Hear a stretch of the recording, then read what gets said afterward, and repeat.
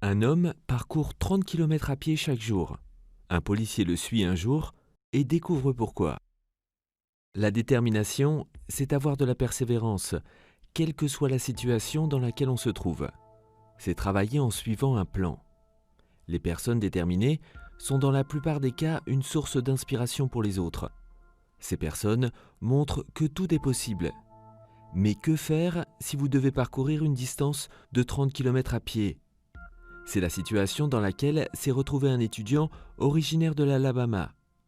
Ce qui a commencé avec un jeune homme déterminé à arriver au travail à l'heure est devenu beaucoup plus que cela. C'est une communauté qui s'est créée pour changer une vie. Regardez cette vidéo sur un homme qui parcourt 30 km à pied chaque jour. Un policier le suit un jour et découvre pourquoi. La détermination. Un jeune homme de 20 ans, appelé Walter Carr, a emménagé en Alabama avec sa mère. Leur ancienne maison avait été détruite par l'ouragan Katrina. Ils ont été obligés de déménager après la destruction. Ils ont essayé de recommencer leur vie en Alabama, mais ce n'était pas aussi simple. Walter était encore un étudiant, mais compte tenu de leurs conditions de vie, il était obligé de travailler afin d'aider sa mère. Celle-ci arrivait à peine à joindre les deux bouts et ne pouvait plus payer le loyer. À cause de cela, il risquait d'être expulsé de la maison à tout moment. C'est pourquoi il n'a pas réfléchi à deux fois lorsqu'il a découvert que l'entreprise Bell Ops recherchait des employés. Bell Ops est une entreprise américaine de déménagement, située à environ 30 km de l'endroit où Carr vivait, ce qui est une distance assez importante. Il s'est directement rendu à l'entreprise avec sa vieille voiture, où il a rempli un formulaire. Il a passé un entretien et on lui a dit qu'il pouvait commencer le lendemain. Mais à sa grande déception, sa voiture est tombée en panne lors du retour, à quelques kilomètres de chez lui. Pourquoi la voiture était-elle tombée en panne ce jour-là ? Pourtant, il en avait vraiment besoin. Il est sorti pour voir ce qui n'allait pas. Après avoir ouvert le capot, son cœur s'est brisé. La fumée sortait du moteur. Il a alors su que la voiture ne pourrait plus démarrer.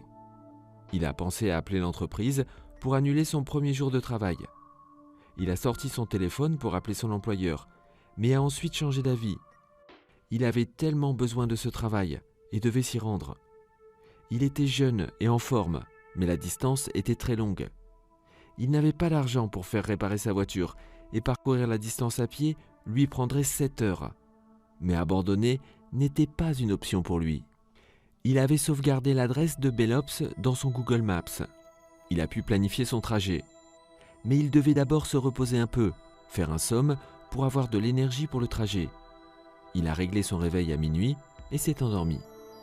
Quand son réveil a sonné, il s'est levé, a mis ses chaussures de course les plus confortables et un manteau. Son objectif était d'arriver au travail à l'heure.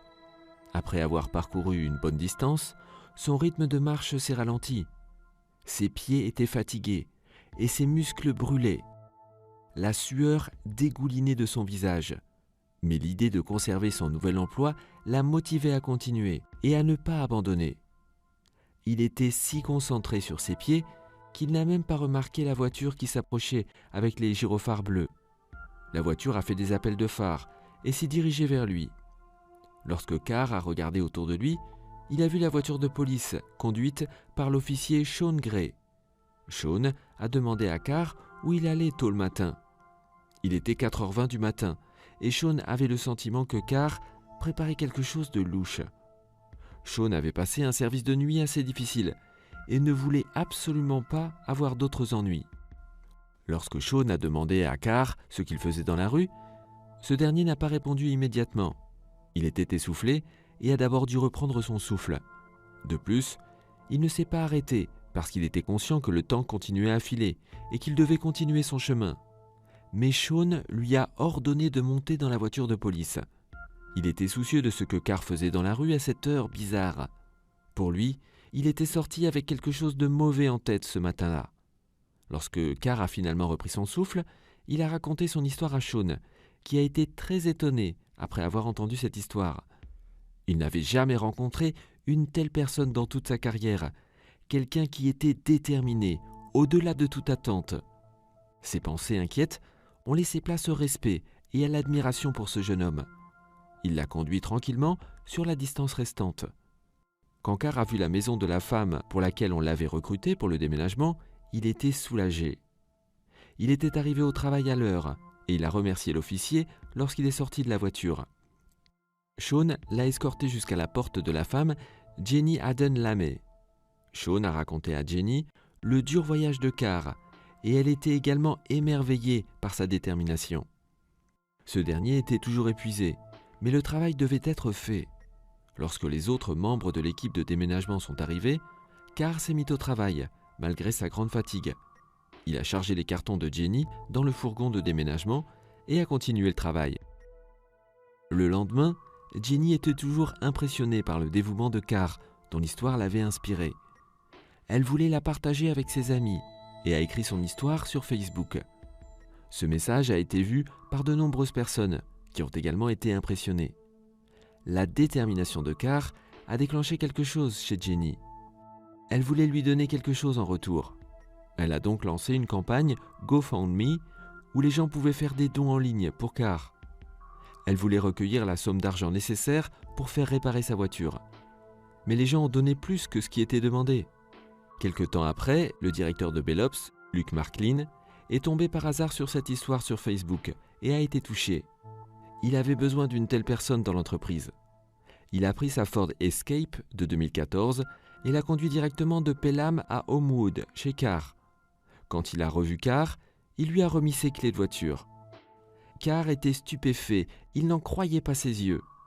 Le directeur venait de lui offrir sa propre voiture familiale. Comment était-ce possible ? C'était extraordinaire. Carr n'avait certainement pas prévu tout cela lorsqu'il s'est rendu chez Bellops pour un entretien. Il était si ému qu'il s'est mis à pleurer. Personne ne lui avait jamais offert une chose pareille. Son histoire a touché et inspiré de nombreux cœurs. Il a inconsciemment montré qu'abandonner n'était pas une option et que les obstacles peuvent toujours être surmontés.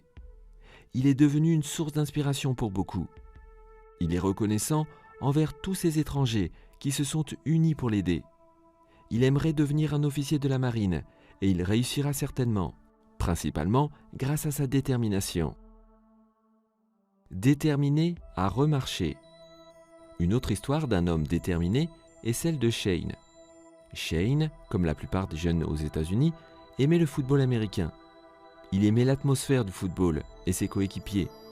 Depuis son enfance, il aimait regarder les matchs des Browns. Son grand frère jouait aussi au football et Shane a suivi ses traces. Tout allait bien jusqu'à ce fameux samedi. C'était un samedi matin ordinaire et Shane avait un match. C'était un match de football pour les jeunes. Shane courait et il a attrapé une passe quand un joueur de l'autre équipe lui est rentré dedans. Ce n'était pas intentionnel, mais c'était un choc violent et Shane est tombé. Ses amis sont venus pour le soulever, mais il n'a pas pu se lever car il n'arrivait pas à bouger ses pieds. Il s'est assis au sol, les jambes immobiles dans la même position. Sa mère a commencé à paniquer.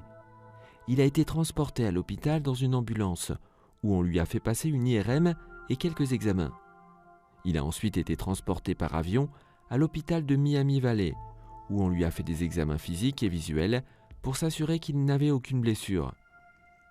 Les résultats ont révélé que la vertèbre de Shane, au-dessus de la vertèbre T4, s'était détachée de la colonne vertébrale et avait glissé vers l'avant.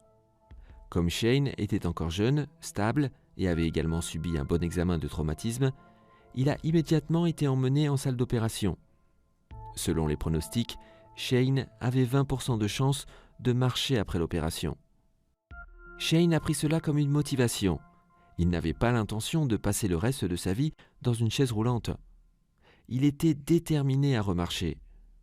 Dans le processus, sa famille et lui ont reçu l'aide de la communauté. Ses amis avec qui il jouait au football, par exemple, leur ont donné de l'argent. Grâce à son travail acharné et à sa détermination, Shane a progressé vers son objectif, qui était de pouvoir à nouveau marcher. Il avait quitté l'hôpital avec les jambes immobiles, mais maintenant, il suit une thérapie et a également reçu une aide spéciale. Il est même devenu un mentor pour motiver d'autres personnes de son âge qui sont dans la même situation. Par-dessus tout, il reste déterminé et focalisé sur son objectif. Êtes-vous aussi déterminé que ces deux-là? Sinon, avez-vous, après avoir écouté ces histoires, changé d'avis? Grâce à la détermination, vous pouvez avancer dans la vie. Rien ne peut vous empêcher d'atteindre vos objectifs. Nous voulons tous atteindre nos objectifs, et c'est possible. À quel point êtes-vous déterminé? Dites-le nous en commentaire. N'oubliez pas de liker la vidéo, de vous abonner et d'activer la cloche de notification pour ne manquer aucune de nos prochaines vidéos.